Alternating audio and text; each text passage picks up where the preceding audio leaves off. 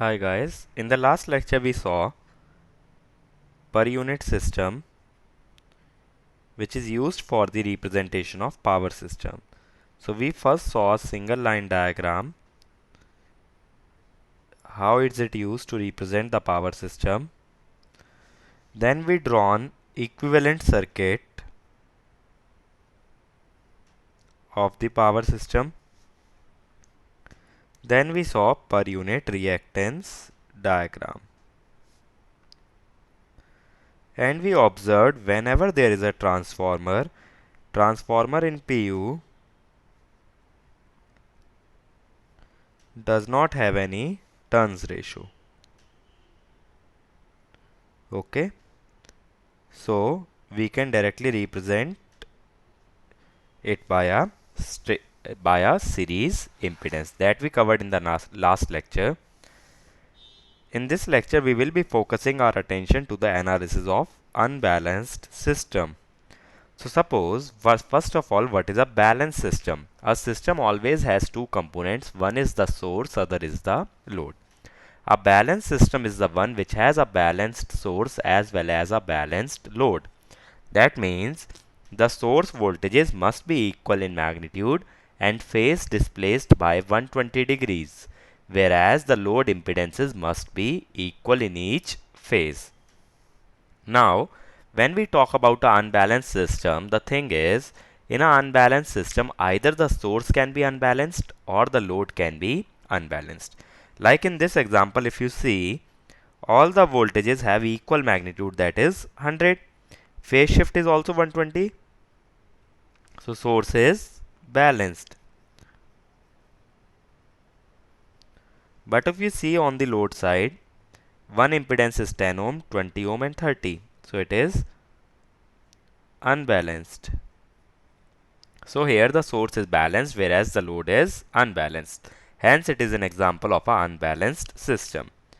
Now to simplify this, we have to apply the KVL. So let us start here. Plus minus, plus minus, plus minus. Similarly plus minus.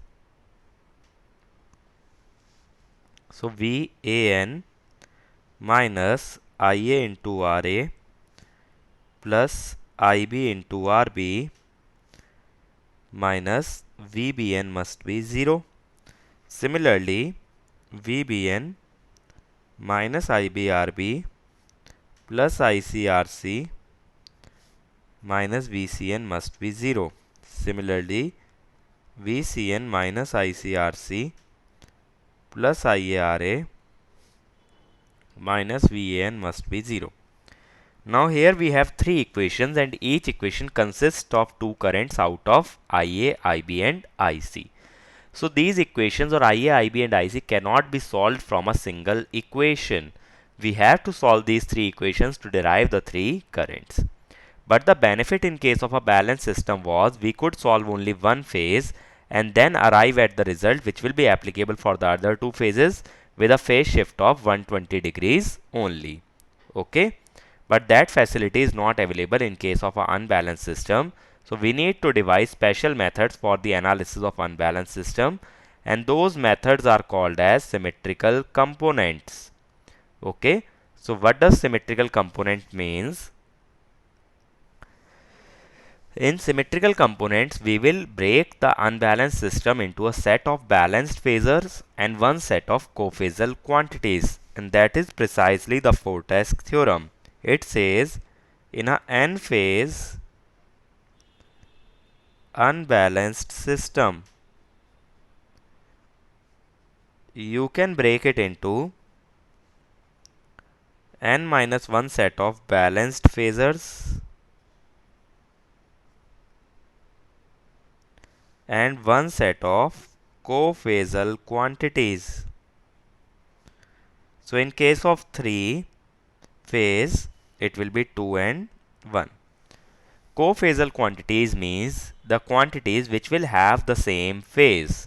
Okay, because in case of balanced, we know there should be a phase shift of 2 pi by n radian or 360 by n degree.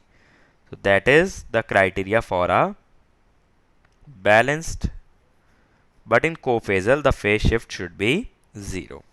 So that is what your four-test theorem tells you. In case of three-phase, we will break it into two set of balanced phases and one set of cophasal quantities. So if we can break a system from unbalanced system to a balanced system, then the analysis would be easier, as in case of a balanced system, we will only solve for one phase and other two phases will automatically follow with a phase shift of 120 degrees. Now what is a positive sequence? First of all, the sequence in which R, Y, B, that is red, yellow, blue, or A, B, C, in this manner they are arranged, it is called as a positive sequence. So in terms of phasors, it will be A, then B, then C. So for a balanced system, there are two sequences defined. One is the positive sequence and the other is the negative sequence. For positive sequence, we use the subscript 1. So it will be A1, B1, C1. So magnitude of VA1 must be equal to VB1 must be equal to VC1. Okay. Why magnitude must be equal? Because it is a balanced set of phasors. And the phase shift is 120 degrees, 120 degrees, and 120 degrees. And the sequence is A, then B, then C. Okay, that is your positive sequence. Next set of balanced phasors comes as negative sequence. It will be A, then C, then B, or R, then B, then Y. Then how will my phasor diagram look like? A, then C, then B. If you look clockwise, it will be A, C, B. Now, this phase shift is 120 degree. This is also 120. This is also 120. To differentiate positive and negative sequence, we will represent negative sequence by 2. A2, C2 and B2.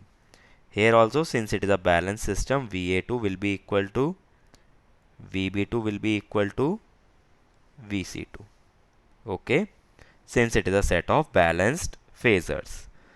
So this is our negative sequence. This is also a set of balanced phasors. Okay, so balanced condition requires a phase shift of 120 degree in three phase. That is true for positive as well as negative sequence. Last is zero sequence. As the name suggests, zero. That means no sequence.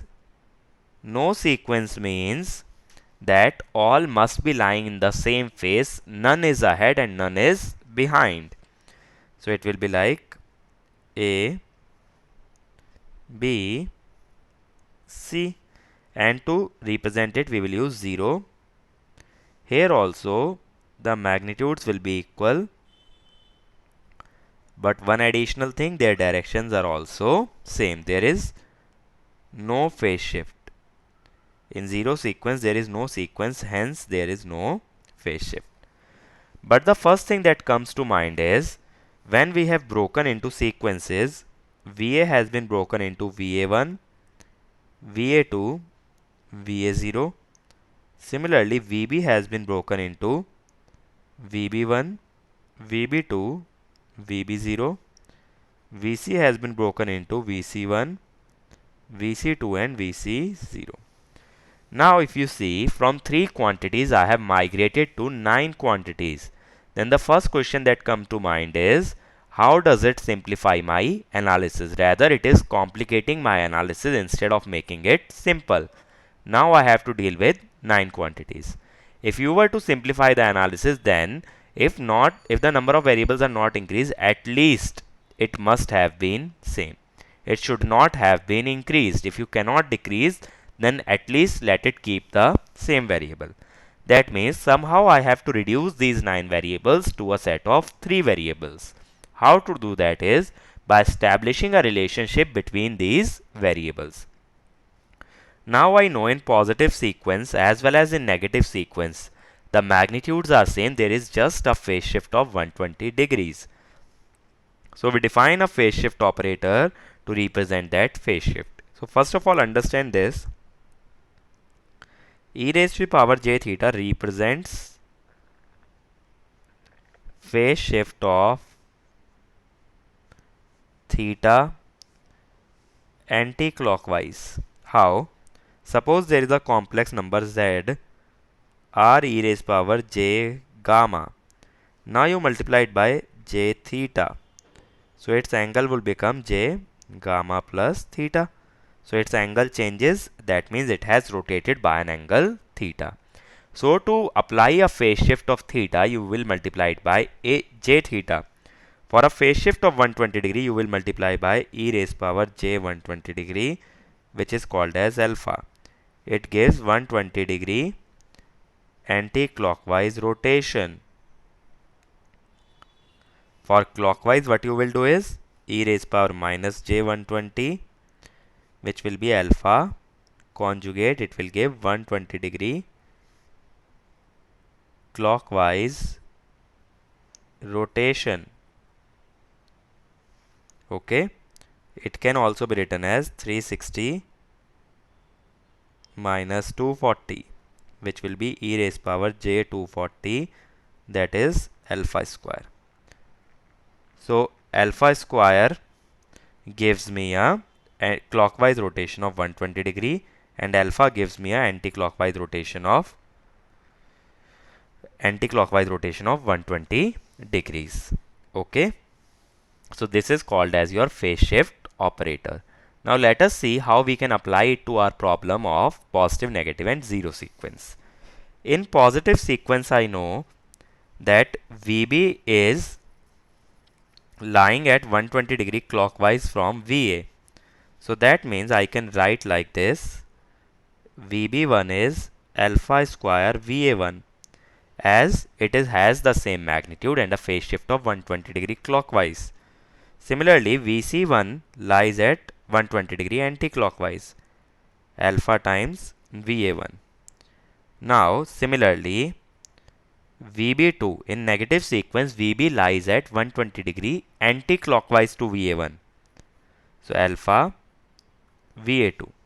Similarly, VC2 lies at 120 degree clockwise, alpha square VA2. But in zero sequence, they all have the same phase. So now we can write like this. VA is equal to VA1 plus VA2 plus VA0. Whereas VB can be written as alpha square VA1 alpha VA2 plus VA0. VC can be written as alpha VA1 alpha square VA2 plus VA0. So now I have represented all the three phase voltages in terms of three variables, that is VA0, VA1 and VA2. If we write it in matrix terms,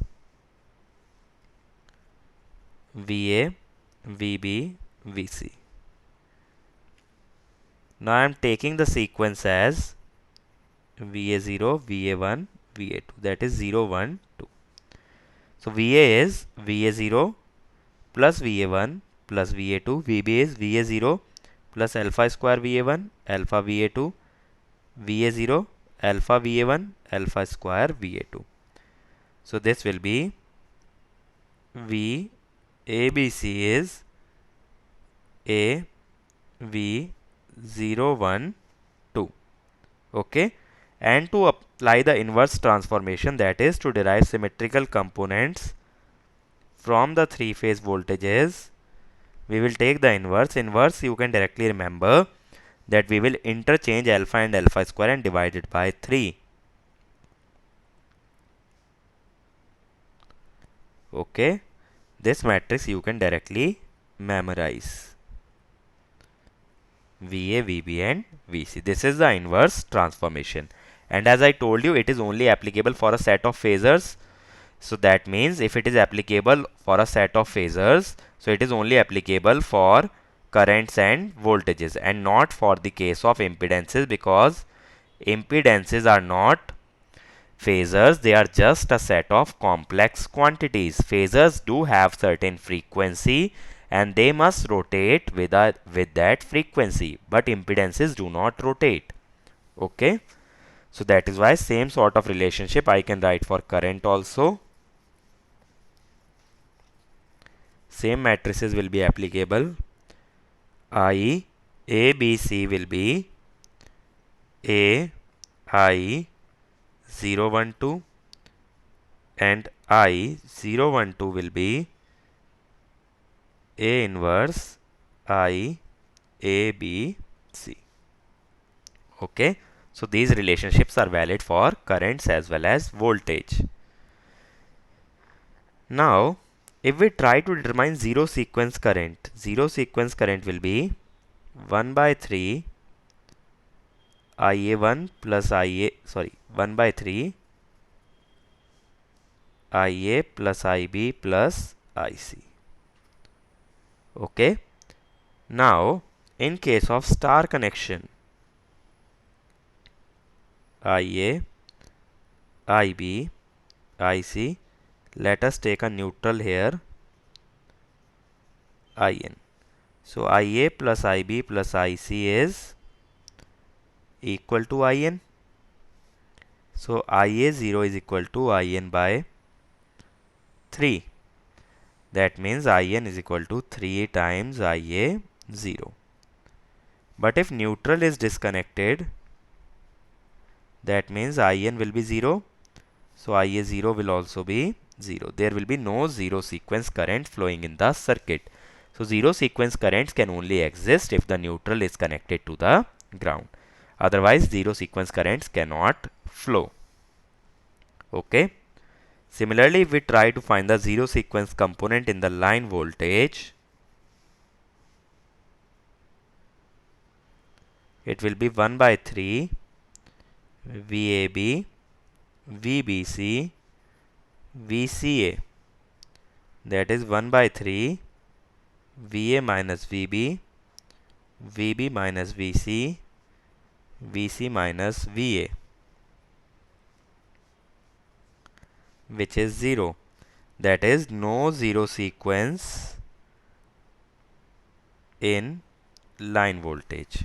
Okay, and as I told you in machines also, that zero sequence also corresponds to the third harmonics. Hence, there can be no third harmonic voltages in the line voltage.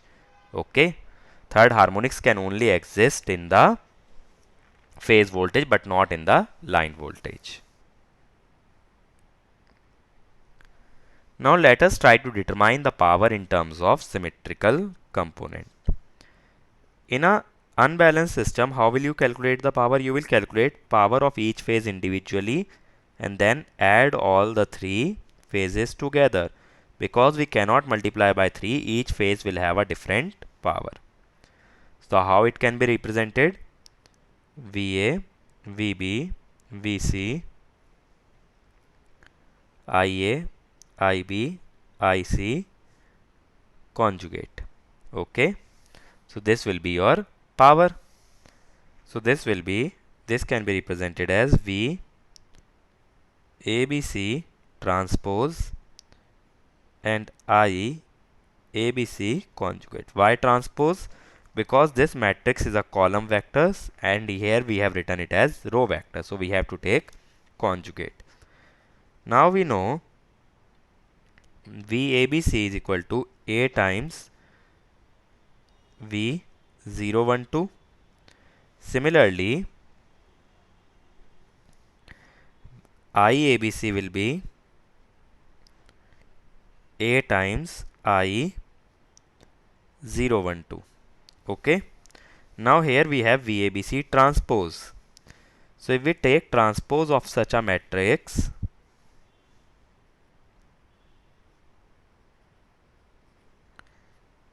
it will be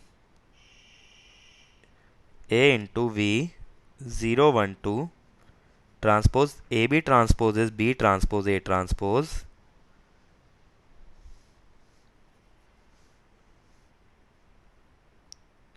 (012) transpose into A transpose. Now if I write down the matrix A here, A was 1 1 1 1 alpha square alpha 1 alpha alpha square. Now if you observe A transpose, it will be 1 1 1 1 1 alpha square alpha alpha alpha square, which is equal to A. So A is a symmetrical matrix. What about A conjugate? Now as I told you, alpha conjugate is equal to alpha square. So alpha square conjugate will be alpha, and conjugate of a real number is same. Okay. So the equation forming for the power will be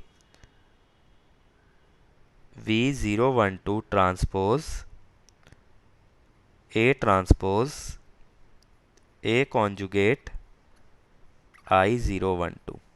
Now we have to multiply A transpose with A conjugate. If we multiply A transpose with A conjugate, first row into first column will give me 3. First row into second column, that will give me, so this will be, this will here will be 1 alpha square alpha. First row into second column will give me 1 plus alpha square. 1 plus alpha square is always 0. And 1 dot alpha square is 1. So it will give me 0. Then first row into third column, 1 plus alpha square plus alpha, 0. Second row, 1. Second row into first column, 1 plus alpha square plus alpha, 0.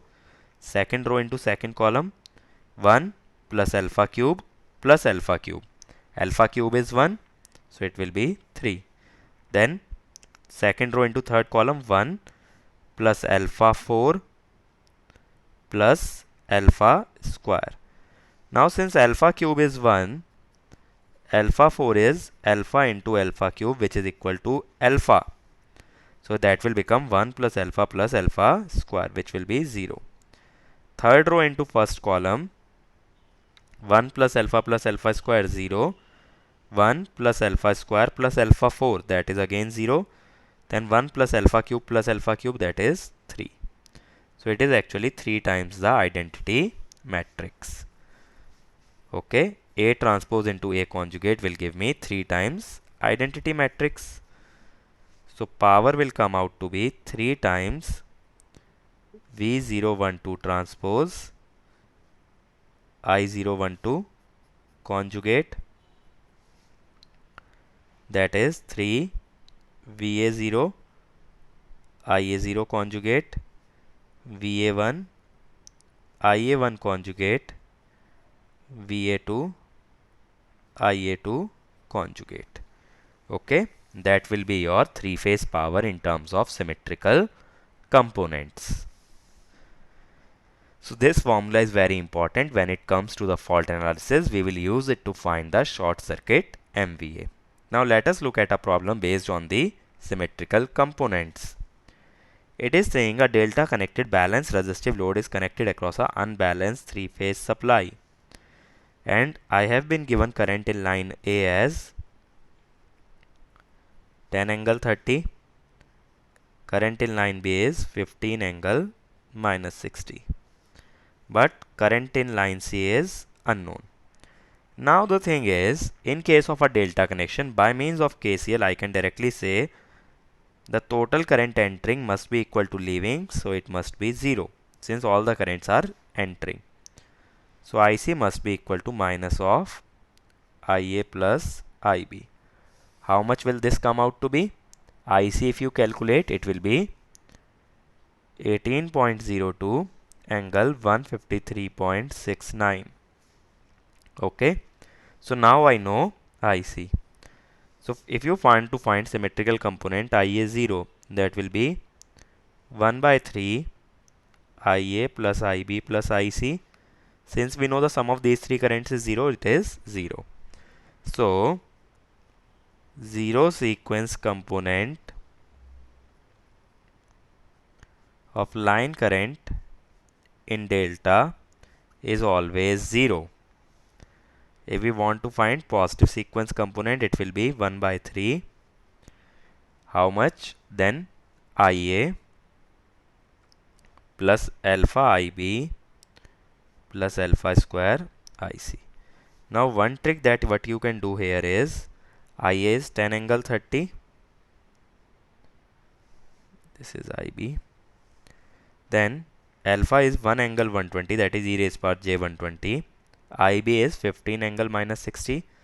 Then in alpha square, instead of taking 1 angle minus 120, take 1 angle 240. And the value is 18.02 angle 153.69.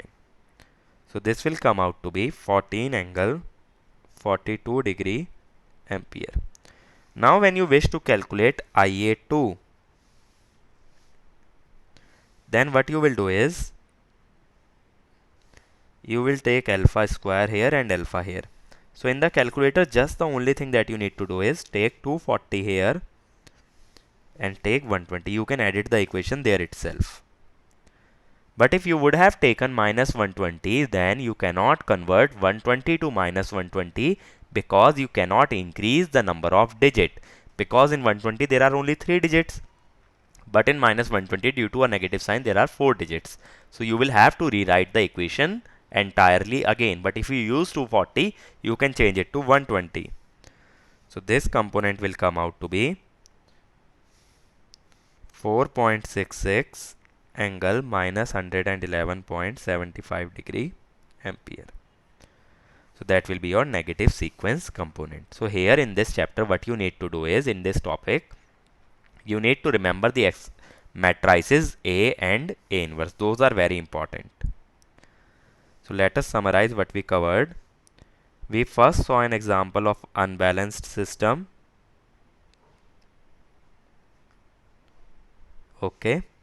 Then we saw the Fortask theorem, which enables us to identify or break the unbalanced system into balanced system. Then we saw positive, negative and zero sequence. Then we learnt about the phase shift operator alpha, that 1 plus alpha square is 0. Alpha cube is 1. Alpha conjugate is alpha square. Alpha square conjugate is alpha. Then we derived the matrices A, 1 1 1 1 alpha square alpha 1 alpha alpha square, which is same as A transpose. And we saw A inverse, which was 1 by 3, just 1 1 1, then 1 alpha square 1 alpha square alpha. Okay. So this is what we covered in this lecture. And we saw there is the line component, the zero sequence component in the line current is equal to the neutral current. If the neutral is disconnected, it will be 0. Okay. And we saw zero sequence component of line voltage is always 0. In the next lecture, we will see how does this dividing the components or dividing the voltages and current into different sequences, how does it impact our equivalent circuit of each component. That we will cover in the next lecture.